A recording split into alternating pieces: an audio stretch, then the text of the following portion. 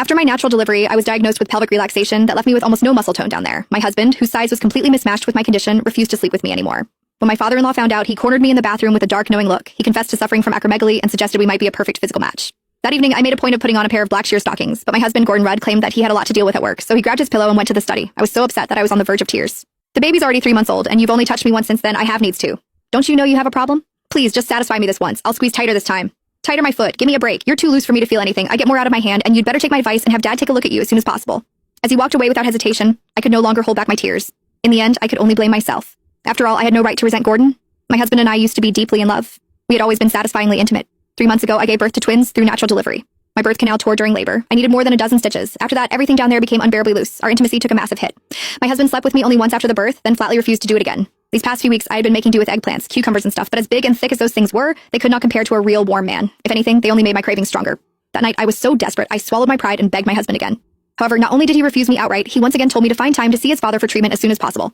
My father-in-law, Mark Rudd, was a gynecology specialist at a top-tier local hospital. He was incredibly skilled. People even called him a miracle worker in gynecology. He was my father-in-law, after all. How could I, as his daughter-in-law, possibly go to him with a problem like that? Even though Mark was nearly 50, he was strikingly handsome. He always wore a pair of gold-rimmed glasses that made him look refined and scholarly. He kept himself in excellent shape, too. His body was firm and muscular, radiating a kind of mature masculine charm. Ever since Gordon stopped touching me, I had fantasized about Mark more than once. If he were really the one examining me for that condition, I would probably lose control and humiliate myself beyond belief.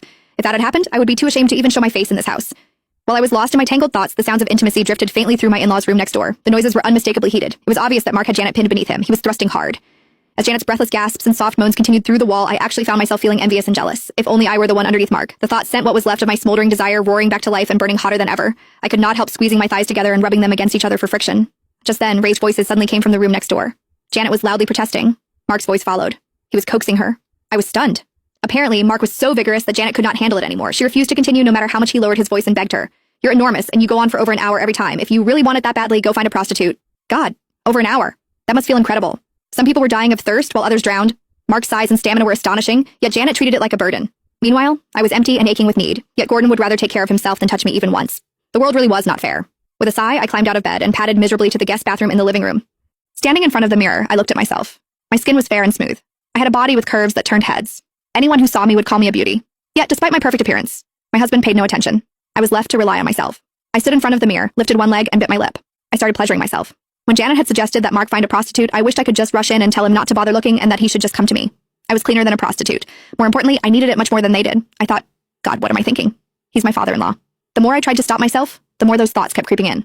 Without realizing it, I even started to whisper, Mark, harder, do it harder. The forbidden thrill and the madness of it all made me feel more aroused than ever. I got carried away as my hand moved faster and harder.